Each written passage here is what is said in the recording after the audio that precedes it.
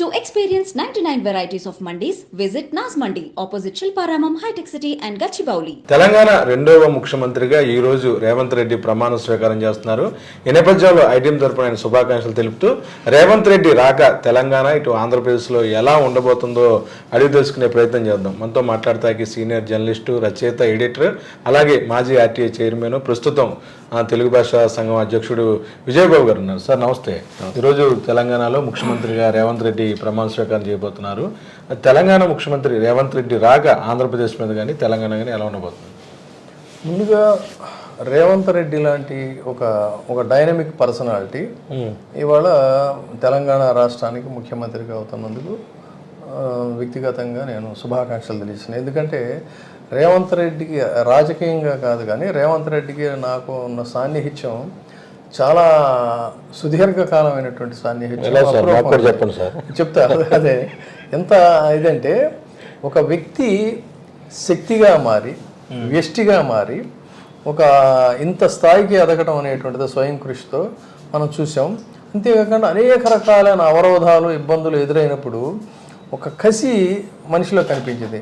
కానీ చాలామందికి ఏంటంటే కసి అనేటువంటిది ఏర్పడినప్పుడు ఆ కసి, ఆగ్రహం, దురాగ్రహం ఏదైతే ఉంటాయో అవి వాళ్ళనే మింగేసేస్తాయి.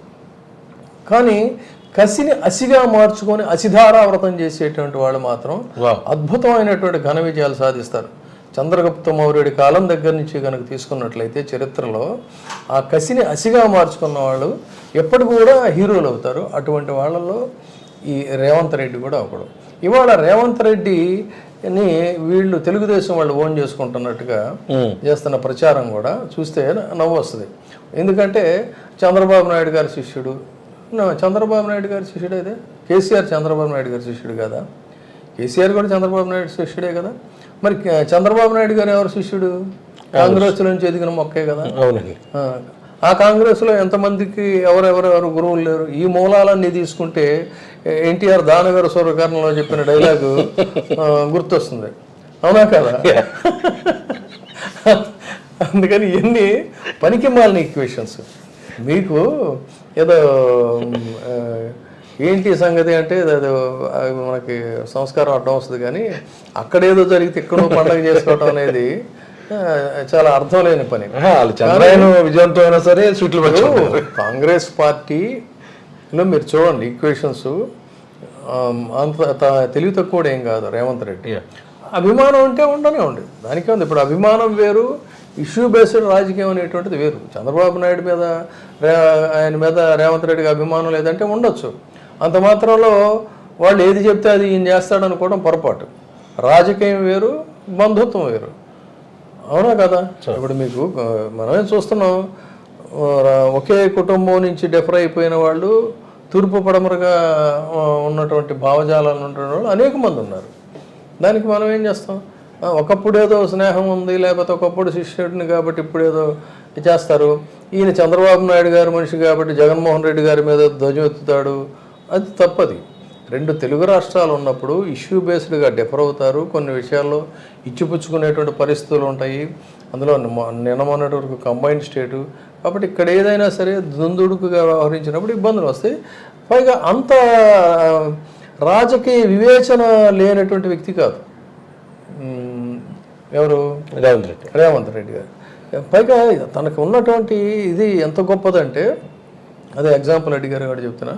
ఒకసారి ఎన్టీవీలో అనుకుంటాను డిబేట్ జరుగుతూ ఉంది. నేను తను కూర్చొని ఉంటే అవతల నుంచి డికే అరుణ గారు కాల్లో ఉన్నారు లైన్లో ఉంటే, వాళ్ళకి ఇద్దరికి కూడా అక్కడ జిల్లా రాజకీయాల్లో పడదు కదా, ఇద్దరికి కూడా చాలా తీవ్ర స్థాయిలో వాగ్యుద్ధం జరుగుతుంటే అరుణ గారి భర్త అయిన భరత్ సింహారెడ్డి గారు ఆయన ఫోన్ అందుకొని ఆయన చాలా గట్టిగా మాట్లాడుతున్నాడు. ఈయన ఆవేశంగా మాట్లాడతాడు. నువ్వేంద్రా మాట్లాడితే, నువ్వేంటి మాట్లాడేది అని.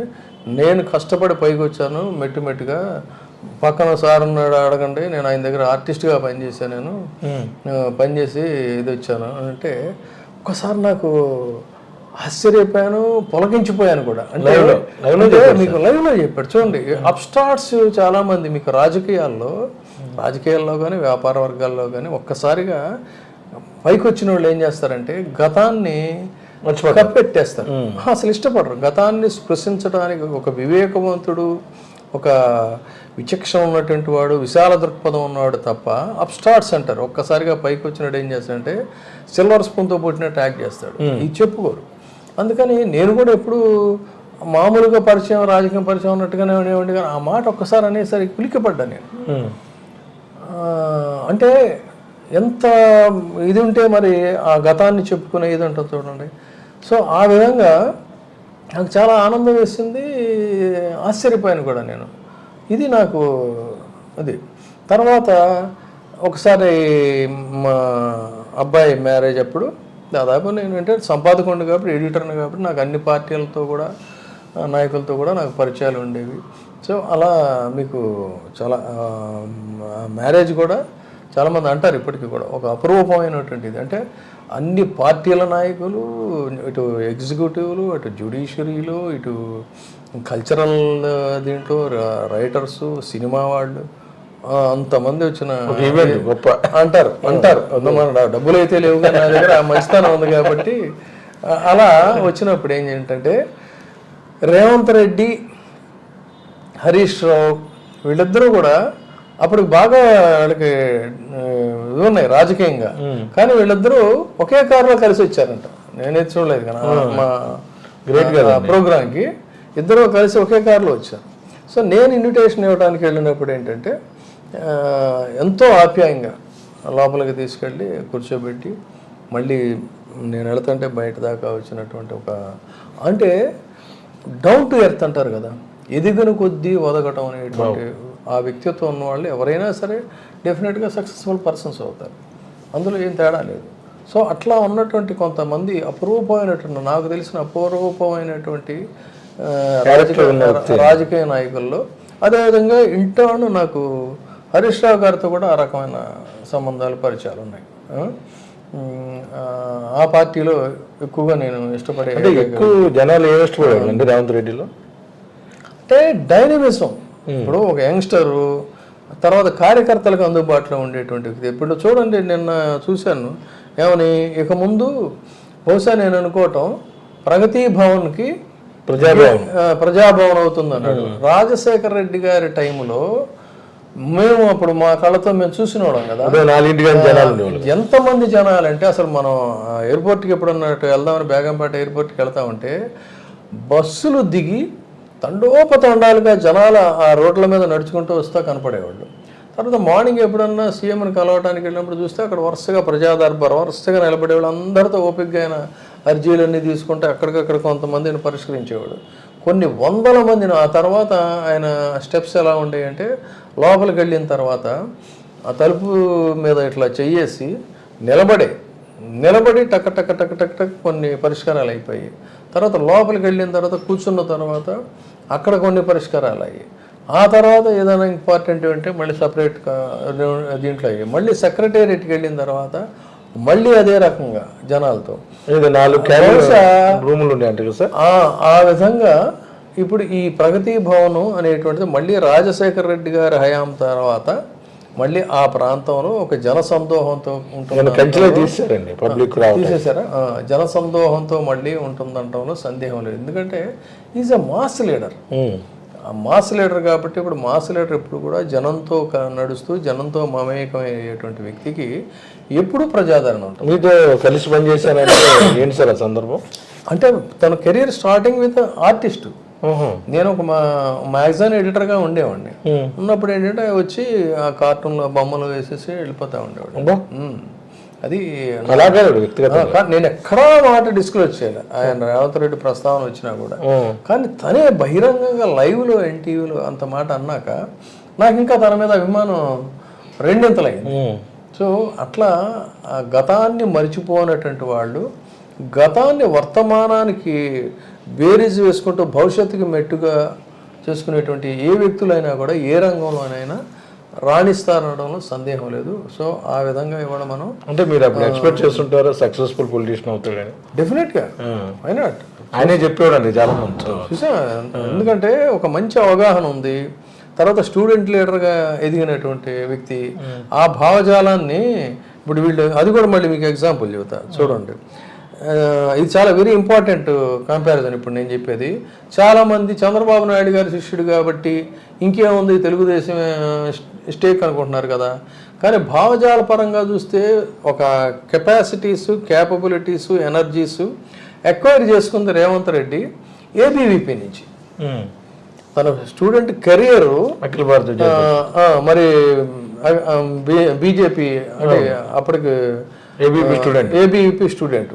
ఆ ఏబీవీపీ స్టూడెంట్గా ఆ కల్చర్లో ఆ దీంట్లో ఫ్లరిష్ అయినటువంటి వ్యక్తి రేవంత్ రెడ్డి.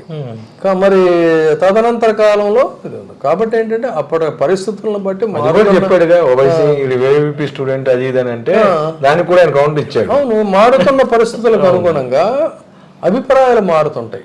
అదే ప్రజాస్వామ్యం యొక్క గొప్పతనం ఏంటంటే ది బ్యూటీ ఆఫ్ డెమోక్రసీ అంటే స్లావరీ కాదండి. ఇది ఇక్కడ జనాలు గమనించాల్సింది ఏంటంటే నువ్వు ఫలానా కాబట్టి నువ్వు దాన్ని అంటి పెట్టుకొని ఉండాలి, ఈయన నా శిష్యుడు కాబట్టి ఎప్పటికీ మేము చెప్పినట్టు పడి ఉండాలి, అది తప్పది. కాబట్టి ఒక్కొక్క టైంలో ఒక్కొక్క ఇది ఎదుగుతుంటుంది. దానికి నేను చాలా రిపీటెడ్గా ఎప్పుడు ఎగ్జాంపుల్ చెప్తా ఉంటా. అంటే ఈ విశ్వంలో గొప్పగా చెప్పుకోదగింది సూర్యుడు కదా. సో ఉదయం పూట ఉదయించే సూర్యుడు తదనంతర కాలంలో ఆ సూర్యుడు ఈ సూర్యుడు ఒకళ్ళు కాదు. ఇంగ్లీష్లో చెప్తాది, the sun in the morning is not the same sun at noon. At the time of noon the sun is not same sun at the scratching sun. అంటే మధ్యందిన మార్తాండు అంటారు, మిట్ట మధ్యాహ్నం అంటాం కదా. The scratching sun is not the same sun at the time of sunset. సూర్యుడు ఒకడే, కానీ ఎన్ని షేడ్స్ ఉన్నాయో చూడండి. మరి మనిషిలో కూడా అదే విధంగా ఉంటుంది, భావజాలాలు కూడా అదే విధంగా ఉంటాయి. అందుకని నువ్వు ఆ రోజు ఏబీవీపీ కానీ నువ్వు జీవితాంతం ఏబీవీపీ, నువ్వు కాంగ్రెస్ పార్టీలో ఉన్నావు కాబట్టి చంద్రబాబు టీడీపీ మనిషి అని, అవన్నీ చాలా నాన్ సెన్స్ స్టోరీస్. నువ్వు క్లెయిమ్ చేసుకోవడం అనేది it is a foolish thing. And more over తెలంగాణలో ఉన్న పరిస్థితులు వేరు, ఆంధ్రప్రదేశ్లో ఉన్నటువంటి పరిస్థితులు వేరు. తెలంగాణలో ఉన్నటువంటి రాజకీయ చైతన్యం వేరు, ఇక ఆంధ్రాలో ఉన్నటువంటి పరిస్థితులు వేరు. తెలంగాణలో ఉన్న నాయకత్వ పటిమ వేరు, ఆంధ్రాలో ఉన్నటువంటి ఈ హార్డ్ వర్క్ కూడా చేశాడు కదా సార్. చాలా కొంచెం కాదండి, ఇప్పుడు మామూలు విషయం కదా. ఆ జనాల్ని వాళ్ళని అంత పెద్ద స్థాయిలో మొబిలైజ్ చేయడం, ఛాలెంజ్ చేసి అది కొన్ని జిల్లాల్లో గెలిపించడం, ఇవన్నీ సరే. ఇవన్నీ ఉంచిన తర్వాత ప్రాక్టికల్ అంశాలకు వద్దాం. ప్రాక్టికల్ అంశాలకు వచ్చినప్పుడు ఇవాళ తెలంగాణలో కాంగ్రెస్ పార్టీ అంటే it is a confluence of group. అంటే మీకు పొంగులేటి సుధాకర్ రెడ్డి దగ్గరకు వచ్చేసరికి మరి ఆయనకి జగన్మోహన్ రెడ్డి గారు అంటే విశేషమైన అభిమానం అంటారు. మరి అలాంటప్పుడు ఆయన నా మనిషి అని ఇక్కడ వైసీపీ వాళ్ళు కూడా చెప్పుకోవచ్చు కదా. మొత్తం ఖమ్మం జిల్లా అంతా కూడా స్వీప్ చేశాడు, ఛాలెంజ్ చేసి ఆయన. అదేవిధంగా కోమటిరెడ్డి బ్రదర్స్ వాళ్ళు ఓపెన్ గా చెప్తారు, వైఎస్ రాజశేఖర రెడ్డి మేము ఆయన వల్ల మేము ఎదిగినటువంటి వాళ్ళం అని చెప్తారు. మరి వాళ్ళందరినీ వీళ్ళు వైసీపీ వాళ్ళు క్లెయిమ్ చేసుకోవచ్చు కదా. ఇట్లా చూసుకుంటే ఆయన బట్టి కానీ అక్కడ సంగతి చెప్తున్నా, అక్కడ ఉన్నటువంటి బట్టి కానీ వీళ్ళందరూ కూడా రాజశేఖర రెడ్డి గారి అభిమానులే కదా. కాబట్టి ఇక్కడ ఆ కాకి లెక్కలు అవన్నీ అర్థం లేనటువంటి విషయాలు. వాళ్ళ ఇంట్రెస్ట్ తెలంగాణ రాష్ట్ర అభివృద్ధి అంతవరకే పరిమితం, దానికి సంబంధించే వాళ్ళు ఉంటారు. ఇక్కడికి వచ్చేసరికి ఆంధ్రప్రదేశ్ అభివృద్ధి, ఇక్కడ ఆంధ్రాలో ఉన్న నాయకులకే ప్రాధాన్యతలు, అంతే తప్ప దీన్ని దాన్ని చూసుకునే ఆహా ఓహో అని అవన్నీ కూడా మీనింగ్లెస్ అని అనుకుంటున్నాను నేను. సో కొన్ని ఇప్పుడు ముఖ్యమంత్రిగానే ఉంటారు ఖచ్చితంగా. ఇప్పుడు నా అంశం ఏంటంటే ఇద్దరు ఇప్పుడు అటు కేసీఆర్ టీడీపీ నుంచి వచ్చిన తానే, రేవంత్ రెడ్డి తదనంతర కాలంలో కేసీఆర్ తర్వాత కదా వచ్చినది.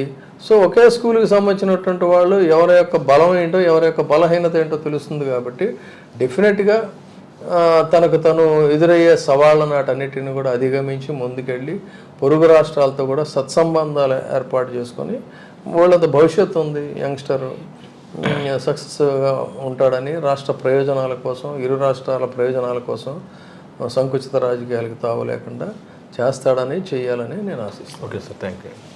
మొత్తం మీద కూడాను మా ప్రస్తుత తెలంగాణ ముఖ్యమంత్రి రేవంత్ రెడ్డి అద్భుతంగా ఏదైతే తెలంగాణలో పరిపాలిస్తారని ఆయనకున్న పోరాట పటిమ, అంతేకాకుండా ఏదైతే ఎదిగే కొంది ఒదిగి ఉండి ఒక గొప్ప ఏదైతే వ్యక్తిత్వం ఉందో అది ఆయన వెన్నంటి కాపాడుతుంది అంటున్నారు విజయబాబు. వీడియో జర్నలిస్ట్ విజయకృష్ణ కలిసి ఐటీఎం కోసం అబ్దుల్ అలీం, విజయవాడ.